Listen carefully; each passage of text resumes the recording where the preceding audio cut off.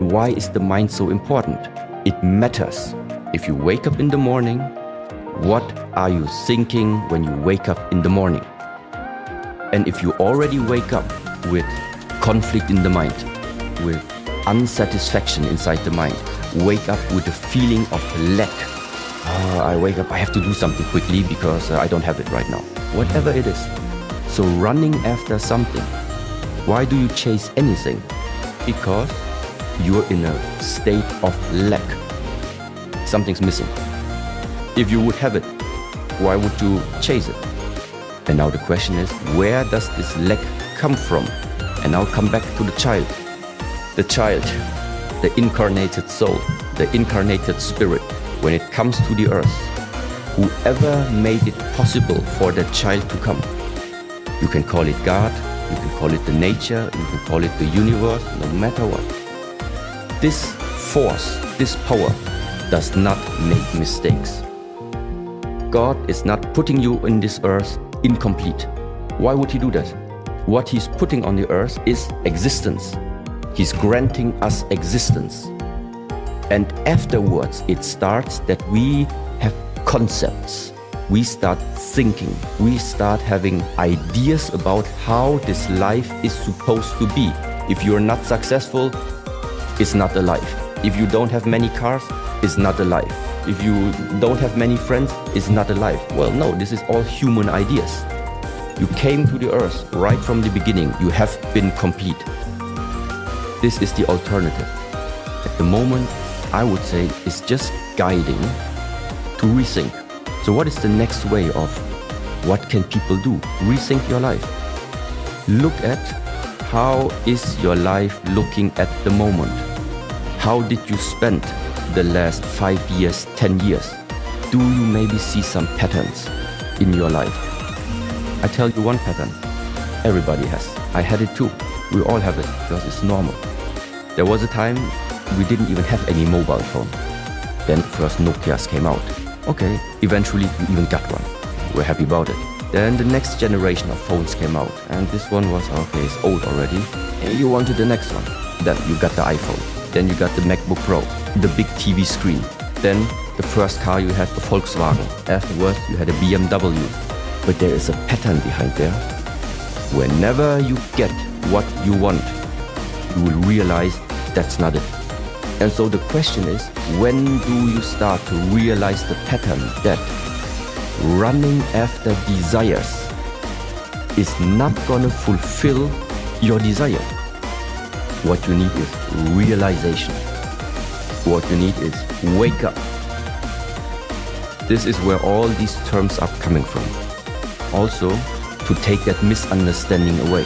I grant you the Porsche, I grant you a big house, yeah. It's all nice, and I mean, if you can afford it, it's absolutely something. I mean, why not? The German technology and possibilities that meanwhile is able to do is pretty awesome. The only thing is, ask yourself, your satisfaction about life, is it based on a condition or not? Because this is what I would see right now. Everything that at the moment you want to have. Always when you say, I need this in order to feel complete. I want this in order to feel complete. Then it means your life, your satisfaction about life is based on conditions. As long as I have many followers, I'm happy. As long as I have a family, I'm happy. As long as I have the car and the big house, I'm happy. The fact is, you do not have a guarantee. You do not have a security that at any point in time you're gonna lose these things.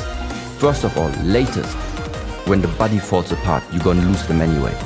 But even before that, just look out in the world when we had, for example, the restrictions because of the COVID. What can you do as an individual if the government decides, finished? No more podcasts, no more going out, no more meeting friends, stay at home.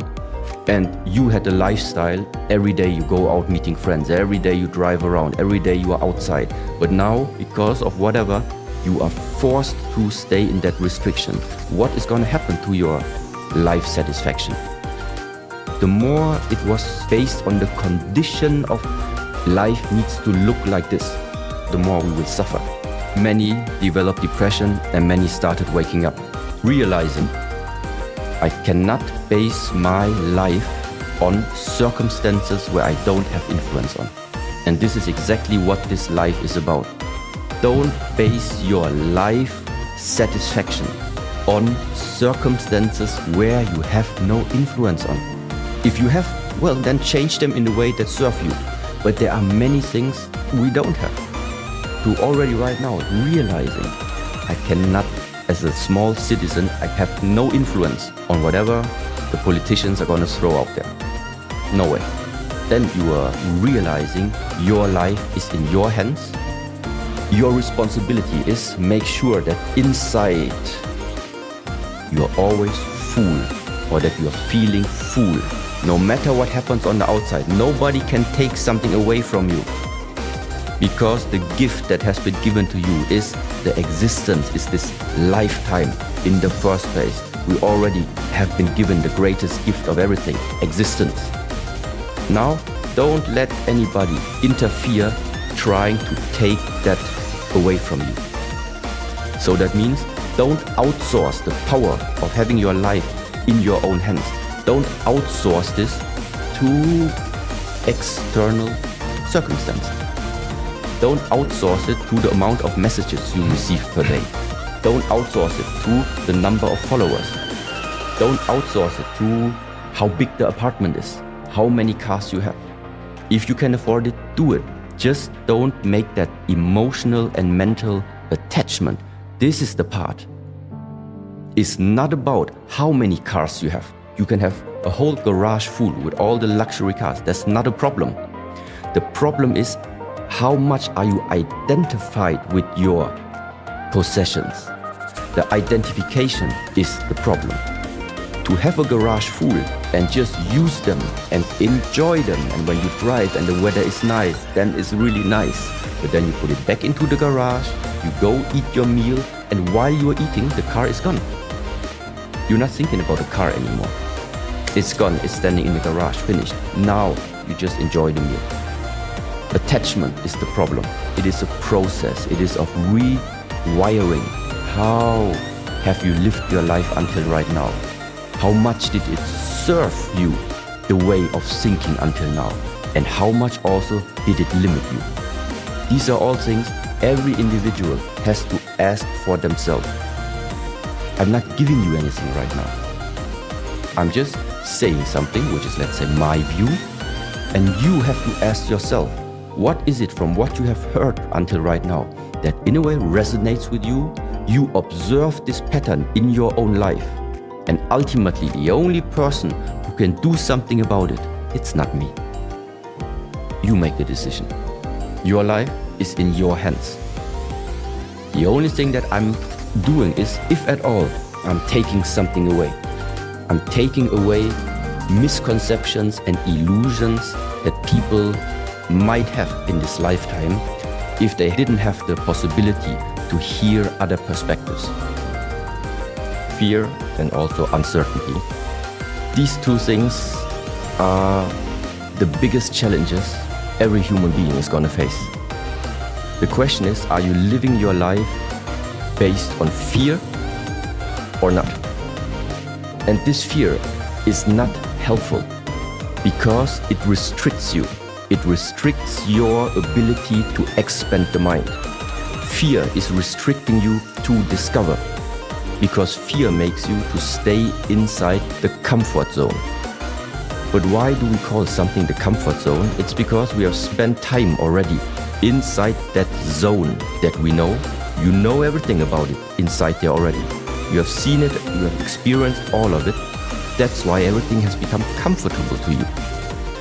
So as long as you're comfortable, it means you are not leaving the things that you know. This existence is too big. It's 0.1% of knowing, it's 99% of not knowing. If you want to discover what is the 99.9%, it means you need to leave the space of knowing, you need to leave the space of comfort. You need to go into the uncertainty. And this is that fearful part. The more fearful you are, the more you're gonna stay where you are. The less fearful you are, the more you're gonna expand, the more you're going to discover. Now the question is, how can I now learn to face your fear? Yeah, to face it. And there again, I think the Shaolin practices is one of these ways. So facing pain is also something that goes along the way of practicing the Shaolin martial arts. You don't have to jump right away into the darkness. Not many people can do this. But realizing, okay, this is right now my comfort zone, and tomorrow I'm already trying one thing that is new to me.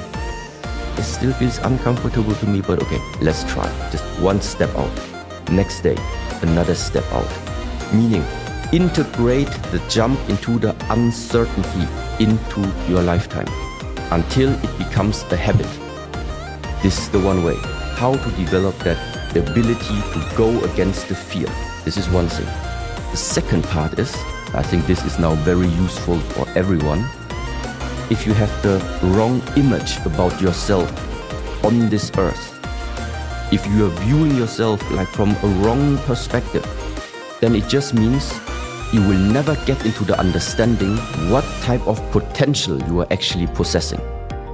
The point is, you're becoming more and more refined about there is much more about us. Because in the moment where you realize that bag of skin has more on the inside, it also increases right now your ability. If you say health is important to me, well, then it's not enough to just like use cream on your skin. That is taking care outside. If you know there is more inside, then it means whatever you eat, whatever you do, whatever you're drinking, how does it affect what is inside of you? So all these practices, what does it do? It makes you become more refined about yourself. When you look at yourself, when you sense into yourself, you feel more what you are. Take care of the body, refine the body, and at the same time you refine the mind.